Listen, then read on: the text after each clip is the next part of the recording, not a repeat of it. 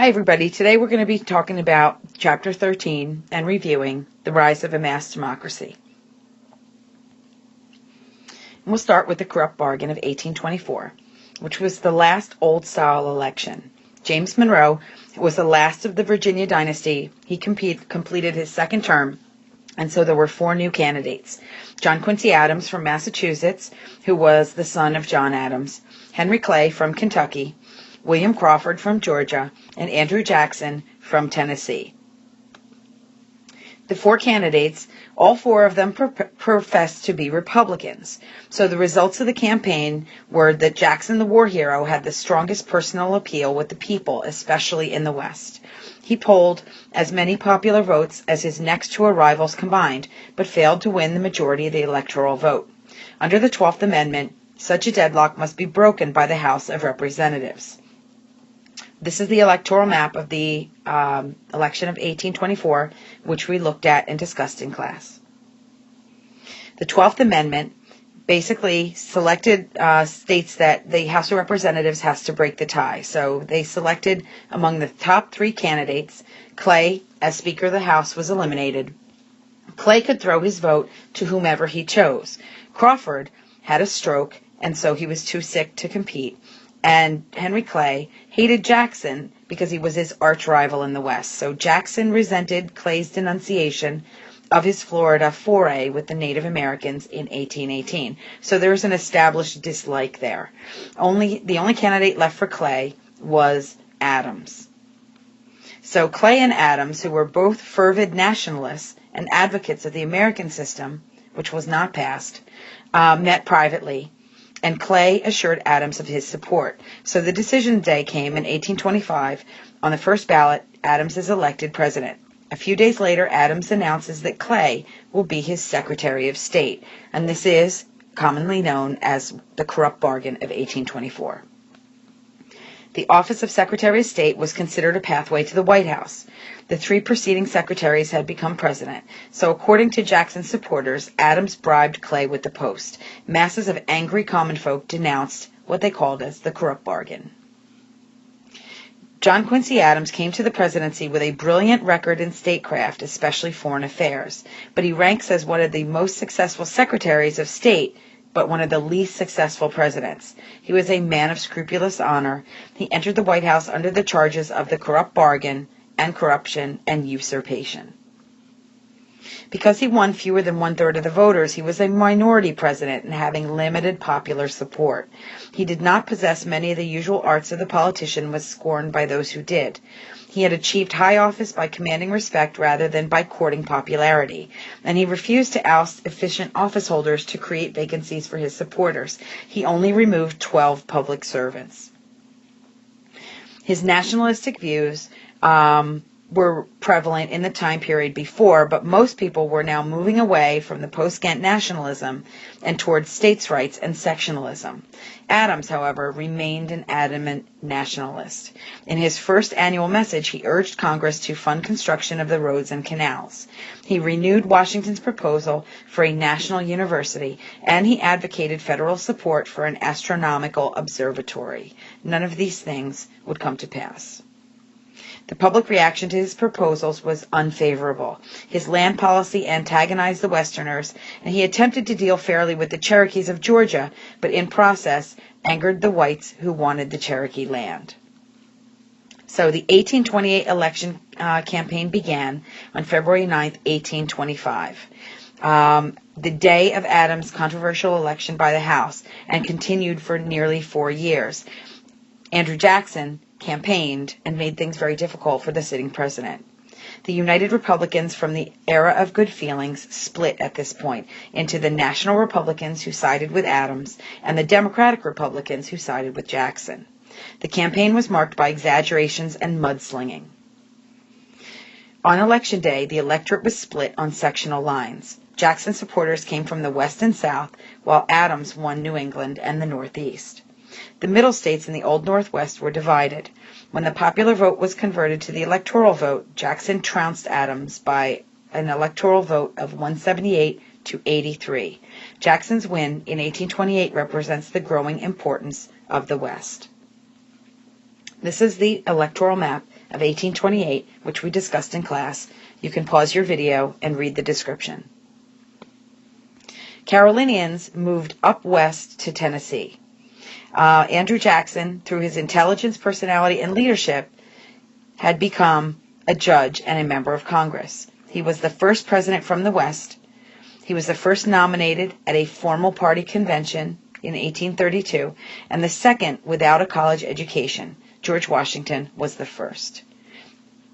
He was called Old Hickory because Hickory is actually the hardest wood, and he was a very hard or stern man. Jackson was unique. He had risen from the masses, but he was not one of them, except insofar as he shared many of their prejudices. He was a frontier aristocrat coming from the West. He owned many slaves and lived in one of the finest mansions in the United States called the Hermitage near Nashville, Tennessee. At Jackson's inauguration, his inauguration itself symbolized the ascendancy of the masses, and the White House, for the first time, was thrown open to the common people. The spoils system also emerged during this time period, and this was the rewarding of political supporters with public office. He introduced this spoils system to the U.S. government on a large scale. Jackson defended it on democratic grounds, saying every man is as good as his neighbor, perhaps equally better. And Washington needed a house cleaning anyway. So the spoils system was less about finding new blood than about rewarding old cronies. So a scandal accompanied this new system. Some who had made large campaign contributions were appointed to high office. Illiterates, incompetents, and crooks were also given positions of public trust. So despite its abuse, the spoils system played an important element of the emerging two-part order. This is a picture of Election Day in Philadelphia by John Lewis Krimmel, which basically shows the socializing and merriment that went along with elections once the common people were involved. The tricky Tariff of Abominations is next for discussion, and this was a problem for Adams and now for Jackson. The tariffs protected the industry against competition from European manufactured goods. They also increased prices for all Americans and invited retaliatory tariffs on American agricultural exports abroad. So the Middle States had long supported these protectionist tariffs, and Daniel Webster abandoned free trade to back the higher tariffs as well. He was from New England. So in 1824, Congress significantly increased the general tariff. Jacksonites supported an even higher tariff bill, which surprisingly passed in 1828. So Jackson inherited the political hot potato. Southerners hated the tariffs because they didn't want to be forced to buy manufactured goods from the North, and they wanted to buy from Europe. And they branded the 1828 tariff one called the Tariff of Abominations. So why did the South react so angrily? They believed that the Yankee tariff discriminated against the agricultural South. The Old South was falling on hard times, and the tariff provided convenient and a plausible scapegoat, really, in actuality. The tariffs protected Yankee and Middle State manufacturers, but farmers and planters of the Old South felt that they were stuck with paying the bill. This is a picture of actually a insignia that people in the South wore to show that they were disheartened by the Tariff of Abominations and to kind of discuss the whole secession idea. You can read the description when you pause the video. Deeper issues underlay the Southern outcry. There was growing anxiety about possible federal interference with slavery, kindled by the congressional debate on the Missouri Compromise, and then fanned by an aborted slave rebellion in Charleston in 1822, which was led by the free black Denmark Vesey. Abolitionists might use the power of the U.S. government to suppress slavery in the South. Now the time, using the tariff, to take the stand against any federal encroachments on states' rights. And South Carolinians took the lead in protesting against this Tariff of Abominations. They published a pamphlet called the South Carolina Exposition. In the South Carolina Exposition, this was actually secretly written by John C. Calhoun, who was one of the top political theorists in America during the time period. He denounced the 1828 tariff as unjust and unconstitutional. He explicitly proposed that the states should nullify it. So this is the beginning of the idea of nullification. That is, they should declare the tariff null and void within their borders. John C. Calhoun is shown here in a painting by John Trumbull. In the last years, before he actually passes away and leaves Congress, he advocates a Siamese twin dual presidency, which was probably unworkable, having one president for the North and one for the South, to try to avoid and deal with the issues of slavery. His former plantation home is now the site of Clemson University. So the nullifiers, people who believed in nullification, were nicknamed Nullies. They tried to get 2/3 vote for nullification in the South Carolina legislature. They were blocked by Unionists, which were called submission men, and the U.S. Congress tipped the balance by passing the new tariff of 1832. As a result of this, the nullification crisis deepens. South Carolina becomes ready for drastic action, and the nullifiers and Unionists will clash in the election of 1832. Unionists believe that the Union has to stay together. So the nullification crisis continues. The Nullies emerge with 2/3 majority, and the state legislature calls for a special session. The delegates, meeting in Columbia, declared the existing tariff null and void in South Carolina and threatened to take South Carolina out of the Union if Washington attempted to collect custom duties by force. Jackson was not a big supporter of tariffs, but he would not permit defiance or disunion. He threatened to invade the state and have the nullifiers, including John C. Calhoun, hanged from the nearest tree. He issued a ringing proclamation against nullification and said if civil war was to be avoided, one side would have to surrender or both would have to compromise. Henry Clay steps forward. Although a supporter of the tariffs, he backed the compromise that gradually reduced the tariff, and this was the compromise tariff of 1833. Congress also at this time passes the Force Bill, which authorizes the president to use the Army and Navy if necessary to collect tariff duties. Facing civil war within and invasion from without, the Columbia Convention repeals the nullification of the tariff and then nullified the Force Bill. Neither Jackson or the Nullies won a clear-cut victory in 1833. Henry Clay, the great compromiser, was really the true hero. Jacksonians were committed to the expansion of the West, which meant the confrontation with 125 Native Americans who lived east of the Mississippi River. Federal policy toward the Native Americans varied. In the 1790s, the U.S. government had recognized the tribes as separate nations and agreed to acquire land only by formal treaty. Many white settlers broke these treaties, however, and many other whites felt respect and admiration for the Native Americans and believed that they could be assimilated. The word assimilation means that you take on, you disregard the characteristics of your own culture, and you take on and live out the culture of another. The energy devoted to civilizing and Christianizing the Indians was basically the policy during this time period. In 1878, the Society for Propagating the Gospel among the Indians was founded. The federal government ends up appropriating $20,000 to promote literacy, agriculture, and vocational instruction among Indians. This is how assimilation basically is implemented at the government level. The Cherokees of Georgia made remarkable efforts to learn the ways of the whites, in essence, to assimilate. Missionaries opened schools. In 1808, the Cherokee National Council legislated a written legal code.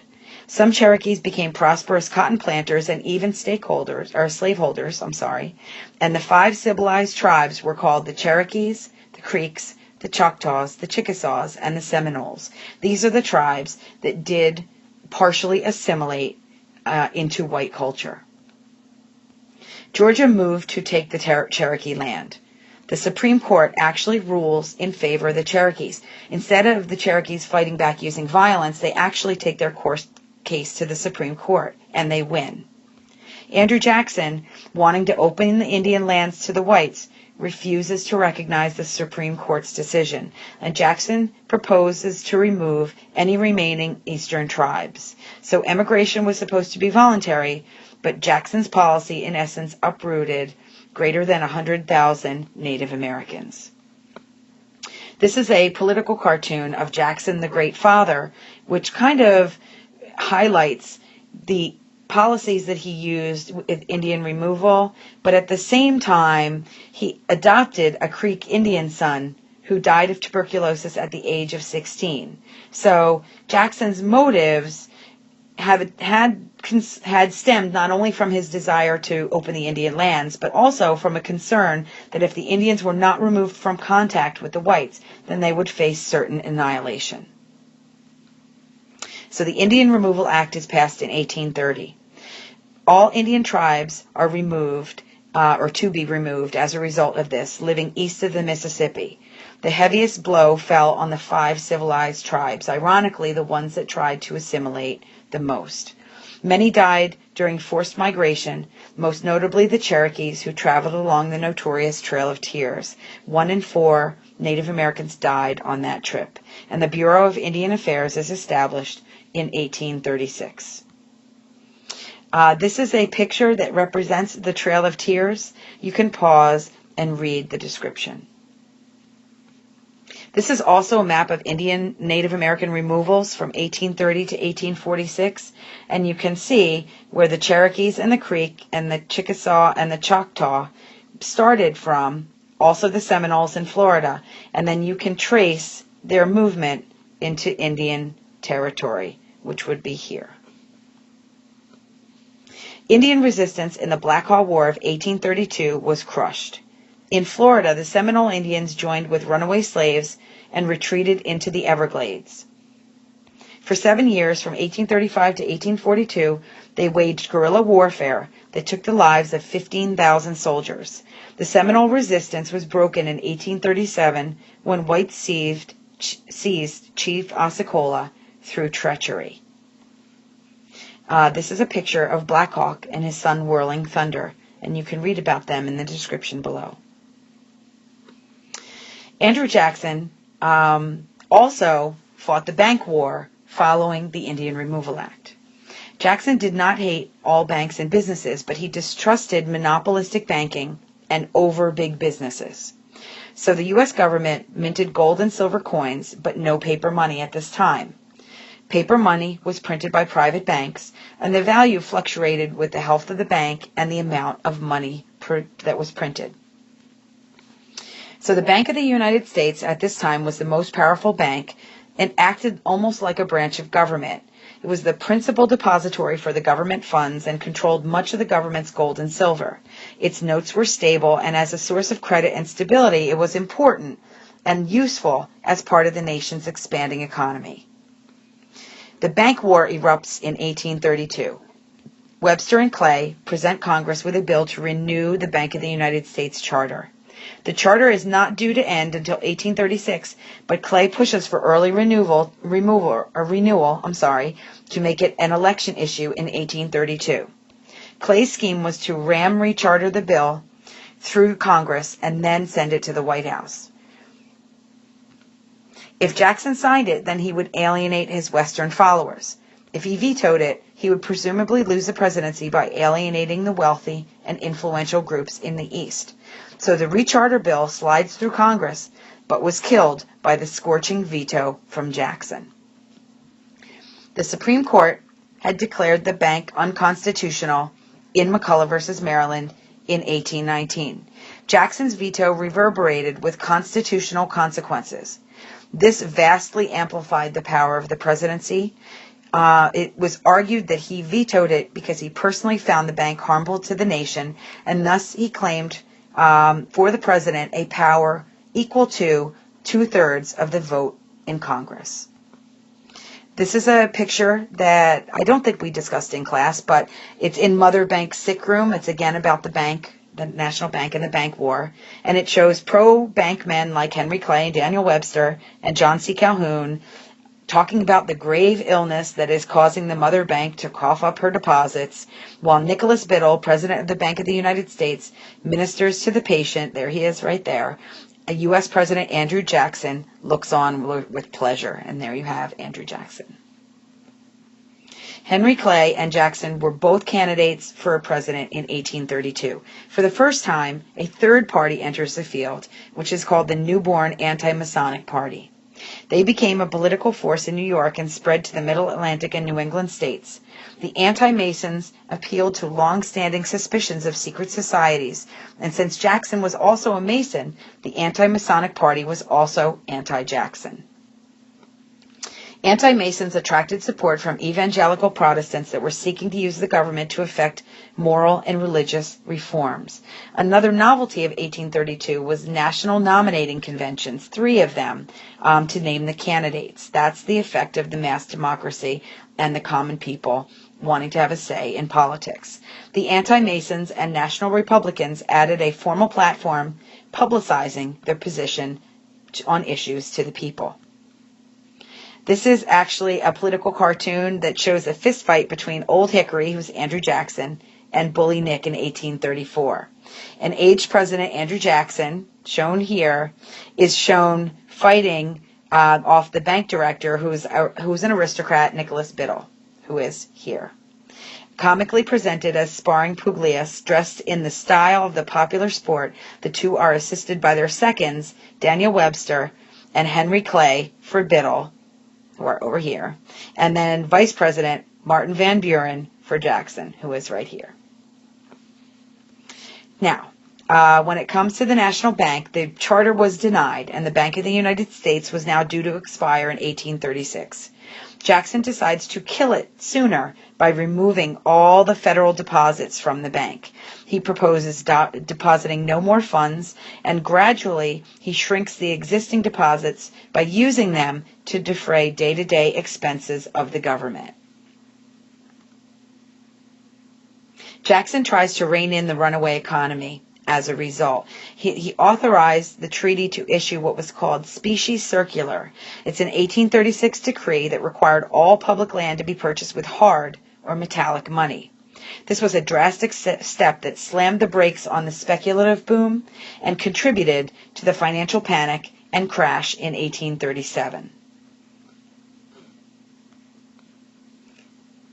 This is part 2 of APUSH Chapter 13 review, and that will be found in a separate video.